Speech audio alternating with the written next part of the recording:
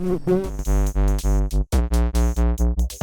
today's video, we're going to take a look at the new 8th gen 10.2-inch iPad that was just released for 2020. Now, as far as specs go, this thing looks like pretty much the same as way back in 2018.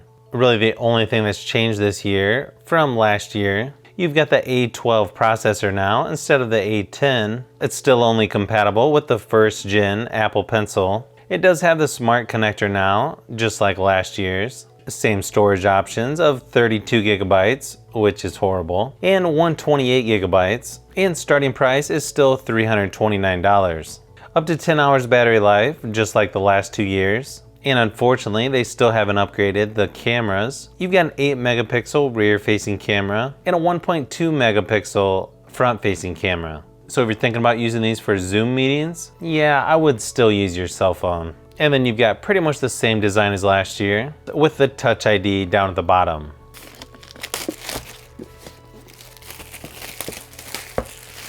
Now this is the 32 gigabyte version, but I gotta be honest, it's not nearly enough, especially in 2020. I feel like at least 64 gigabytes should be the standard. But I think it's just gonna come down to what you're gonna use this for.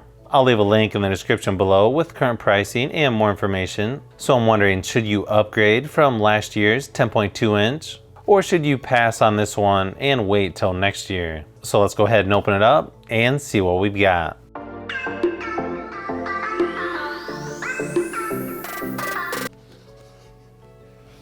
Okay, so it's not real lightweight, but not bad. Looks like you've got a quick start guide, safety information, and of course some Apple stickers.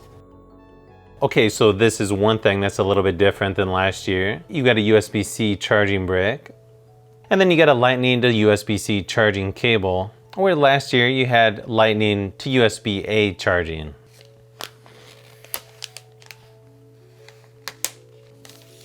I decided to go with the space gray version this time. I gotta say, I really like the back of this one. You can see it looks pretty much identical to last year's. Obviously, I've got a different color this year, but everything is pretty much identical. Same power and headphone jack locations. Same location for volume buttons and rear-facing camera. And of course, same location for speakers and charging port. And then you got your smart connector there on the side. Cool thing is you can set up the new iPad right from your old one.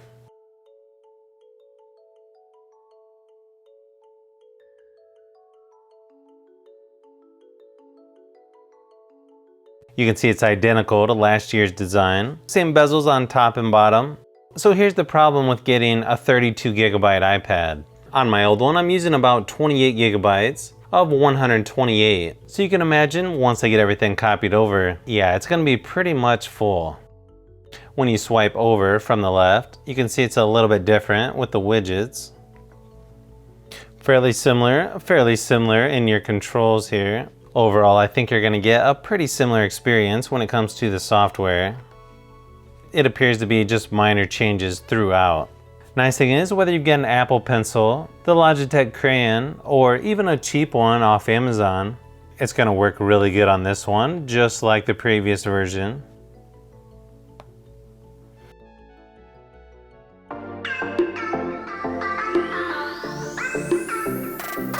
Now when it comes to gaming, I'm sure you've all heard of this already, but Fortnite is not available on the App Store for iOS anymore. Actually, it's not available on Google Play either. But on Android, you can download it right from the Epic Game Store. Speakers on here are nice and loud, just like last year. And I think most people are going to be happy with how they sound.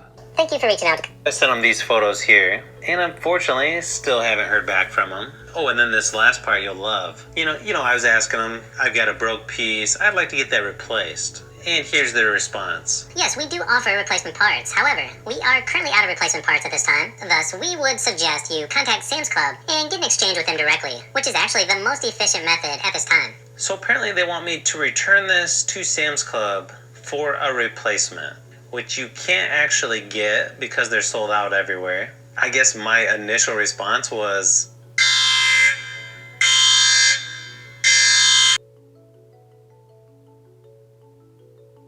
the rear camera on here is actually pretty decent as long as you're in really good lighting, but but just keep in mind it is only an 8 megapixel camera, and I probably would only use it if I absolutely had to. It also seems like the same display quality as last year, which isn't the best out there, but again, usually Apple does really good with build quality. So according to the benchmark results, the new iPad actually looks a lot faster. It's really interesting on the GPU. You've got 174,000 versus 78,000. I mean, that's crazy. I gotta tell you though, when using these, I don't really notice much of a difference. So after testing out this new iPad for a while, it's starting to feel like I'm using the same exact iPad that came out last year. I tested several games on here that I usually test on my tablets, and it was really hard to tell the difference from the 2019 version and this one. In fact, if you would have told me that I was using the iPad from last year, I would probably believe you.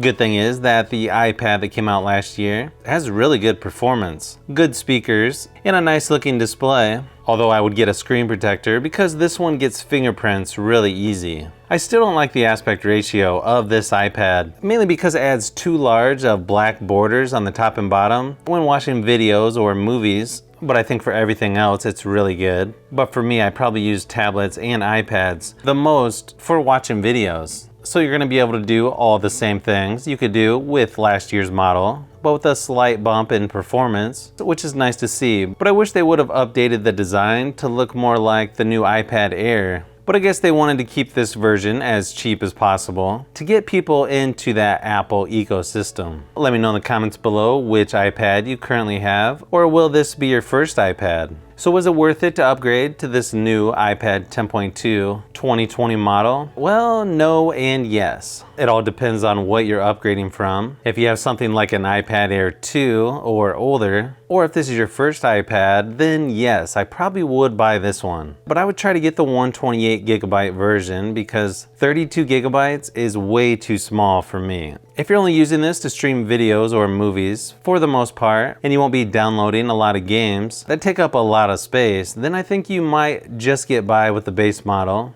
But if you have the iPad 10.2 inch from last year, then no, I would not upgrade to this model. It's too much of the same thing, and I would either wait to see if they have a better version next year, or I would take a strong look at the new iPad Air, which to me looks amazing, even though it is gonna cost more.